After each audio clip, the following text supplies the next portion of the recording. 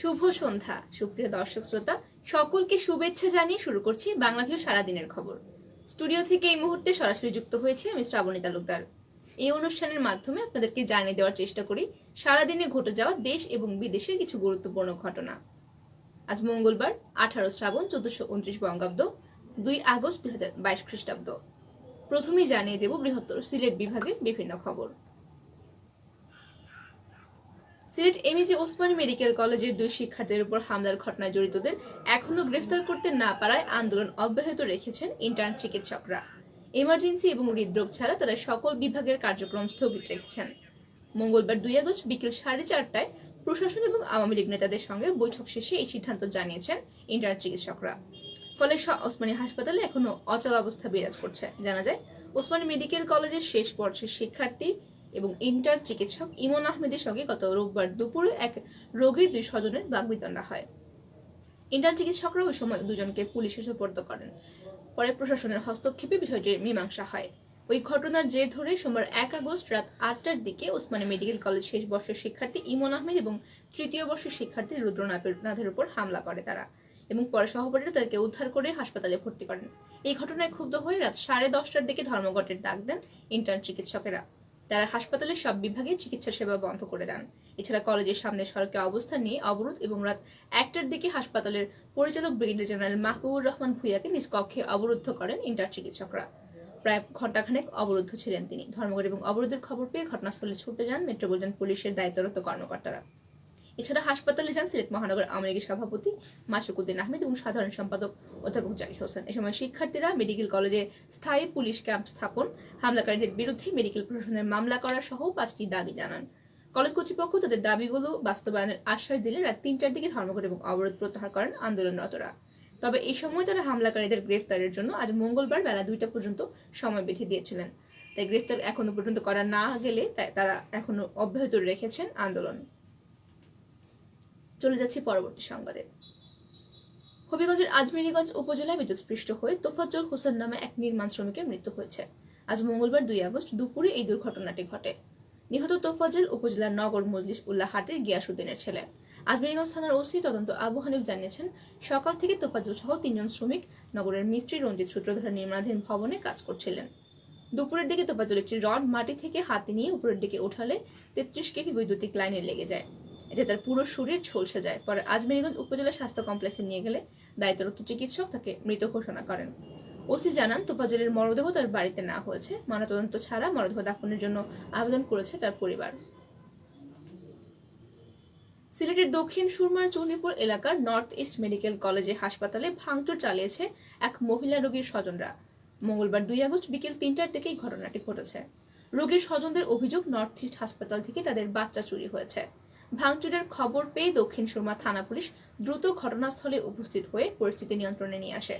ঘটনাস্থল থেকে জানা গেছে, দক্ষিণ সুরমার তিতলি এলাকার এক গর্ভবতী নারী অন্যত্র এক চিকিৎসকের তত্ত্বাবধানে চিকিৎসাধীন ছিলেন এবং আল্ট্রাসোনোগ্রাফি করানোর পর সেই পরীক্ষায় ওই নারীর গর্ভে 2টি সন্তান আছে বলে জানা যায়। গত শনিবার 30 জুলাই ওই নারীর প্রসব বেদনা শুরু হয় এবং তাকে নর্থ ইস্ট হাসপাতালে ভর্তি করা হয়। অপারেশনের পর স্বজনদের জানানো হয় একটি বাচ্চা প্রসব হয়েছে। এ সময় আরেকটি বাচ্চার বিষয়ে জানতে চাইলে কর্তব্যরতদের কাছ থেকে জানা যায়নি কোনো সদুত্তর। ওই দিনই বিষয়টি স্বজনরা হাসপাতাল কর্তৃপক্ষকে জানালে তাদের 2 দিনের সময় দেওয়া হয়, কিন্তু আজ মঙ্গলবার পর্যন্ত এই বিষয়ে কোনো সুরাহা না হওয়ায় রোগীর স্বজনরা উত্তেজিত হয়ে পড়েন এবং বিকেল 3টার দিকে নর্থ ইস্ট মেডিকেল কলেজে ভাঙচুর করেন। পরে খবর পেয়ে দক্ষিণ সুরমা থানার একদল পুলিশ দ্রুত ঘটনাস্থলে গিয়ে পরিস্থিতি নিয়ন্ত্রণে এনেছেন। এতক্ষণ শুনছিলেন বৃহত্তর সিলেট বিভাগের বিভিন্ন খবর। এবারে জাতীয়। দেশে ভোক্তা পর্যায়ে তরলীকৃত পেট্রোলিয়াম গ্যাসের দাম এবার কমেছে। এখন 12 কেজির সিলিন্ডার এলপিজিতে কিনতে পারবেন 1219 টাকায়। এতদিন দিতে হতো 1254 টাকা এবং সেই হিসেবে 12 কেজি এলপিজির দাম কমলো 35 টাকা। আজ মঙ্গলবার সন্ধ্যা 6টা থেকে এই দাম কার্যকর হয়েছে। এর আগের মাসের দাম বেড়েছিল 12 টাকা। আজ বিকেলে এলপিজির নতুন দাম ঘোষণা করেছে বাংলাদেশ এনার্জি রেগুলেটরি কমিশন এবং ভার্চুয়াল প্ল্যাটফর্ম জুমে নতুন এই দামের ঘোষণা দিয়েছেন বিআরসির চেয়ারম্যান মোহাম্মদ আব্দুল জলিল। গত বছরের 12 এপ্রিল দেশে প্রথমবারের মতো এলপিজির দাম নির্ধারণ করে এই সংস্থা। এরপর থেকে প্রতি মাসে এই সংস্থাটির দাম সমন্বয় করে চলেছে। মোহাম্মদ আব্দুল জলিল বলেন, ইতিমধ্যেই দাম পুনর্নির্ধারণ নিয়ে অনেক আবেদন এসেছে, শিগগিরই আবার শুনানি অনুষ্ঠিত হবে। বিআরসি জানায় সরকারি এলপিজির দাম অপরিবর্তিত থাকবে। বেসরকারি খাতে ভোক্তা পর্যায়ে প্রতি এলপিজির দাম 101 টাকা 62 পয়সা এবং এই হিসেবে বিভিন্ন পরিমাপের এলপিজি সিলিন্ডারের দাম নির্ধারিত হবে।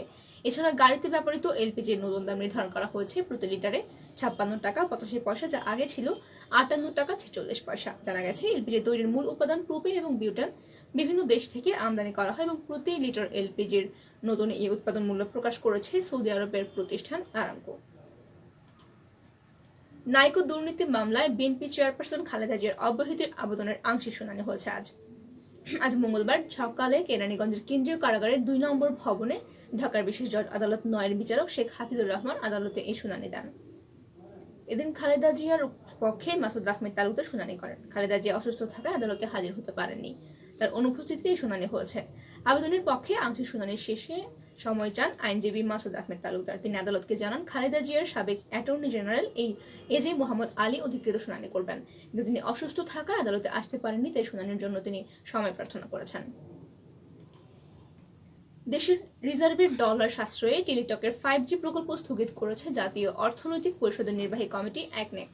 আজ মঙ্গলবার 2 আগস্ট গণভবন থেকে ভিডিও কনফারেন্সের মাধ্যমে শেরেবাংলা নগরের এনীতি সম্মেলন কক্ষের সঙ্গে যুক্ত হয়ে একনেক সভায় সভাপতিত্ব করেন প্রধানমন্ত্রী। সভায় টেলিটকের 5G সংক্রান্ত একটি প্রকল্প অনুমোদনের জন্য উপস্থাপনার সময় প্রধানমন্ত্রী এই নির্দেশনা দেন। সভা শেষে সংবাদ সম্মেলনে এইসব তথ্য জানান পরিকল্পনা মন্ত্রী এম এ মান্নান এবং তিনি আরও বলেন 4G এর সেবা উন্নত করা উচিত, সেই সঙ্গে বৈদেশিক মুদ্রা সাশ্রয় করার লক্ষ্যে 5G প্রকল্পের স্থগিত করার নির্দেশ দিয়েছেন একনেক সভাপতি এবং প্রধানমন্ত্রী শেখ হাসিনা।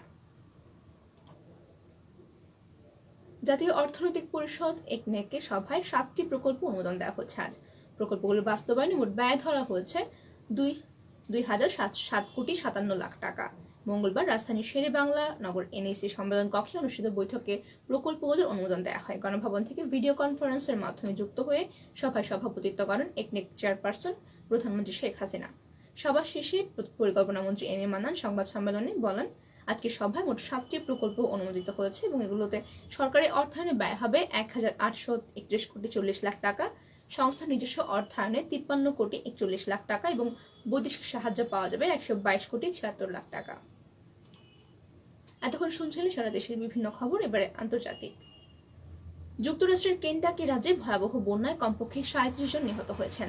এর মধ্যে একই পরিবারে রয়েছে 4 শিশু, যাদের বয়স 1 থেকে 8 বছরের মধ্যে। রাজ্যটির গভর্নর জানিয়েছেন বন্যার ঘটনায় মৃতের সংখ্যা আরও বাড়তে পারে, কারণ এখনো পর্যন্ত 100 জনের মতো নিখোঁজ রয়েছেন। এছাড়া 12,000-এরও বেশি পরিবার বিদ্যুৎবিহীন রয়েছে। খবরে বলা হয়েছে কেন্টাকি নদীর পানি আচমকা ফুলে ফেপে ওঠায় জনপদ ডুবিয়ে দিয়েছে এবং অনেক মানুষ বাধ্য হয়ে বাড়ির ছাদ বা গাছে আশ্রয় নিয়েছেন। গতকাল সোমবার কেন্টাকির গভর্নর জানিয়েছেন এই বন্যায় কমপক্ষে 12,000 পরিবার বিদ্যুৎবিহীন রয়েছে এবং এখনো পর্যন্ত 37 জনের মৃত্যুর খবর পাওয়া গেছে এবং নিখোঁজ রয়েছেন 100 জনের বেশি বাসিন্দা। ফলে তিনি আশঙ্কা করছেন মৃত্যুর সংখ্যা আরও বাড়তে পারে বলে। পাকিস্তানের কোটা থেকে করাচির দিকে যাওয়ার সময় দেশটির সেনাবাহিনীর একটি অ্যাভিয়েশন হেলিকপ্টার নিখোঁজ হয়েছে। হেলিকপ্টারটিতে কয়েকজন ঊর্ধ্বতন সেনা কর্মকর্তা অবস্থান করছিলেন। পাকিস্তানের আন্তঃবাহিনী জনসংযোগ বিভাগ এক টুইটারে পোস্টে এই তথ্যটি নিশ্চিত করেছে। তাদের ভাষ্য অনুযায়ী বেলুচিস্তানের বন্যার্তদের মধ্যে ত্রাণ বিতরণ কার্যক্রমের অংশ হিসেবে হেলিকপ্টারটি রান করেছিল। পরবর্তী সময়ে নিয়ন্ত্রণ কক্ষের সঙ্গে যোগাযোগ বিচ্ছিন্ন হয়ে পড়ে হেলিকপ্টারটি। আইপিএসের টুইটার পোস্টে আরও বলা হয় 12 কর্পসের কমান্ডার সহ 6 জন ব্যক্তি হেলিকপ্টারটিতে ছিলেন এবং তারা বেলুচিস্তানের বন্যার্তদের ত্রাণ কার্যক্রম তত্ত্বাবধানের দায়িত্বে ছিলেন। এতক্ষণ শুনছিলেন সারা দেশ এবং বিদেশের বিভিন্ন খবর। শেষ করার আগে জানিয়ে দেব খেলার খবর। টানা ব্যর্থতার মাসুল দিয়ে একাদশ থেকে বাদ পড়েছিলেন আলোচিত ডান হাতে ওপেনার মুনিম শাহরিয়ার। জিম্বাবুয়ের বিপক্ষে 3 ম্যাচ সিরিজের শেষ টি20তে অভিষেক করানো হলো আরেক আলোচিত ওপেনার পারভেজকে। বাংলাদেশের 76তম ক্রিকেটার হিসেবে আন্তর্জাতিক টি20 খেলতে নামবেন ইমন। একাদশে পরিবর্তন এসেছে আরও 2টি। শরীফুল ইসলাম এবং নুরুল জামান সোহানের জায়গায় একাদশে নেমেছেন নাসুম আহমেদ এবং মাহমুদুল্লাহ রিয়াদ। হারার স্পোর্টস ক্লাবে মাঠে এই ম্যাচে টসে হেরেছে বাংলাদেশ ক্রিকেট দল এবং প্রথম 2 ম্যাচের মতো এবারেও টস জিতে আগে ব্যাটিংয়ের সিদ্ধান্ত নিয়েছে স্বাগতিক জিম্বাবুয়ে। সিরিজ নির্ধারণী ম্যাচটি শেষে আগে ফিল্ডিং করতে নামবে মোসাদ্দেক হোসেনের নেতৃত্বাধীন বাংলাদেশ দল এবং জিম্বাবুয়ে একাদশে পরিবর্তন এসেছে 3টি। দলের সুযোগ পেয়েছেন ভিক্টর নিওয়াচি, ব্র্যাড ইভান্স এবং অভিষিক্ত জন মাসারা। একাদশে জায়গা হারিয়েছেন ওয়েলটিং মাসাদ্দা, রিচার্ড অ্যানগারবা এবং তানাং কাচিভাঙ্গা। সুপ্রিয় দর্শক শ্রোতা, আপনারা এতক্ষণ শুনছিলেন সারা দেশ এবং বিদেশের বিভিন্ন গুরুত্বপূর্ণ খবর। এতক্ষণ সঙ্গে থাকার জন্য সকলকে অসংখ্য ধন্যবাদ।